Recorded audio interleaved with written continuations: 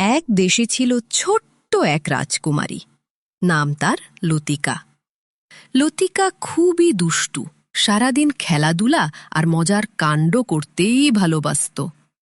কিন্তু তার একটা সমস্যা ছিল, সে খুব কম হাসত। একদিন রাজ্যের আকাশ হঠাৎ কালো মেঘে ঢেকে গেল আর চারপাশ নিস্তেজ হয়ে পড়ল। রাজ্যের লোকেরা বুঝল আনন্দের জাদু কোথাও হারিয়ে গেছে। রাজকুমারী লতিকা জিজ্ঞেস করল, আমার হাসি কি সত্যিই এত শক্তিশালী? ঠিক তখনই এক রঙিন প্রজাপতি উড়ে এসে বলল, হ্যাঁ রাজকুমারী, তোমার হাসিই হল রাজ্যের আসল আলো। লতিকা প্রথমে অবাক হল, কিন্তু সে একটুখানি মিষ্টি করে হেসে ফেলতেই আশ্চর্য ঘটনা ঘটল।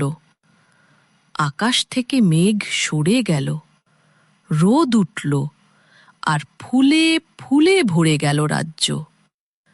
সেদিন থেকে রাজকুমারী লতিকা প্রতিদিন সবাইকে হাসি খুশি রাখার চেষ্টা করত, কারণ সে বুঝেছিল একটা ছোট্ট হাসি অনেক বড় জাদু তৈরি করতে পারে।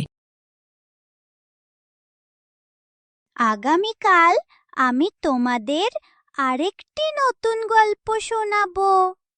তার আগে লাইক আর সাবস্ক্রাইব করো, তবেই তোমরা জানতে পারবে কখন নতুন গল্প আসছে।